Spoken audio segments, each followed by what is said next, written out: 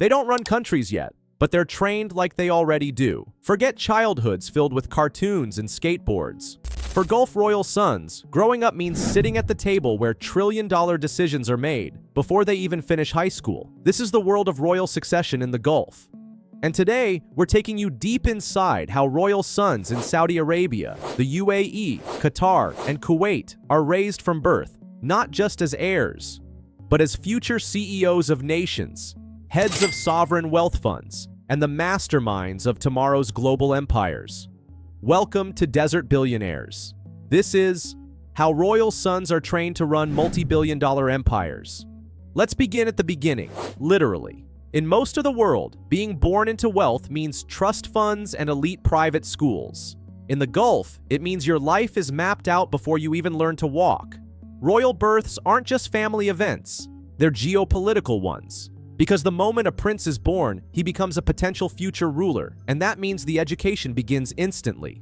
By age 3 or 4, most Gulf royals are already being groomed with personal tutors. Arabic calligraphy, Quranic memorization, international etiquette, chess, horsemanship. These aren't extracurriculars, they're essentials. But while they learn tradition, they also learn tech. Many are introduced to computers, robotics, and coding in early childhood, part of a growing belief that the next generation of rulers must be fluent in both heritage and innovation.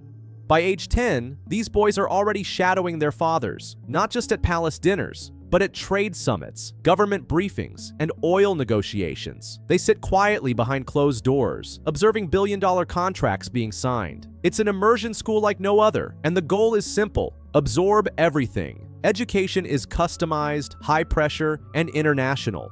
Some royal sons remain in the Gulf for schooling, attending elite academies with military-style discipline and hand-picked instructors from Harvard, Cambridge, or the Sorbonne. Others are sent abroad, to Eton, Georgetown, Stanford, or Sandhurst. But even then, they are rarely treated like students. They move with security teams, attend VIP meetings on the weekends, and are expected to return home not just with degrees, but with global networks. Military training is not optional. Almost all Gulf royal heirs are expected to complete service, often at prestigious academies.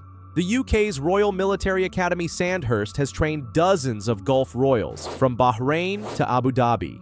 This training serves two purposes: discipline and leadership under pressure, legitimacy. In a region where power is closely tied to strength, being seen as a warrior prince still matters. By their early 20s, these men are given their first real responsibilities. But don't imagine cushy titles. Many are appointed as deputy ministers, investment chairmen, or heads of new sovereign funds. They manage actual portfolios worth billions, sometimes tens of billions, of dollars. Let's look at a few real-world examples. Crown Prince Mohammed bin Salman, MBS, wasn't just handed the keys to the kingdom. He earned his influence by leading the Saudi Vision 2030, a massive national reform program to move Saudi Arabia beyond oil. He's overseen NEOM, the $500 billion futuristic city. He chairs the Public Investment Fund, one of the most powerful sovereign wealth funds in the world. And he did all this before turning 40. Sheikh Khaled bin Mohammed bin Zayed Al Nahyan, Crown Prince of Abu Dhabi, is a textbook example of modern royal grooming. He studied abroad, trained in military intelligence, and rose through national security roles before being positioned as his father's successor. He now oversees the UAE's future industries, digital transformation, and national strategy, not just symbolically, but actively. Sheikh Tamim bin Hamad Al Thani, the Emir of Qatar, also followed the path of elite foreign education and early leadership. He captained Qatar's Olympic Committee, led its sports diplomacy efforts, and now manages a global portfolio through the Qatar Investment Authority, with assets exceeding $450 billion. Across the Gulf, royal sons are positioned as dual leaders, one part politician, one part businessman. They're not just rulers, they're brand ambassadors, hedge fund managers, and visionaries rolled into one.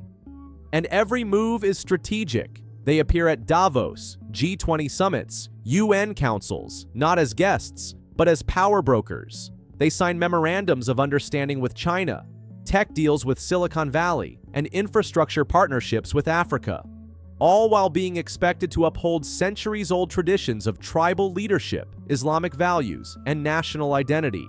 That balancing act is one of the hardest parts of royal training, being ultra-modern, without losing touch with ancient power structures. What about failure? What happens if they mess up? The answer: they usually don't get the chance, because every step is monitored. Every post on Instagram, every handshake at a state dinner. They are constantly evaluated by elders, advisors, and internal political factions. If a prince shows weakness, arrogance, or recklessness, he can be sidelined. In Gulf monarchies, power is inherited but not guaranteed. Sometimes younger brothers or cousins replace the expected heir. It's not just about birthright, it's about who can carry the weight, and that weight is heavy. Imagine waking up each day knowing your actions will impact the economy of an entire nation. That one bad deal could cost thousands of jobs, or that one misstep could be broadcast across the globe. Yet, many of these royal sons are rising to the challenge.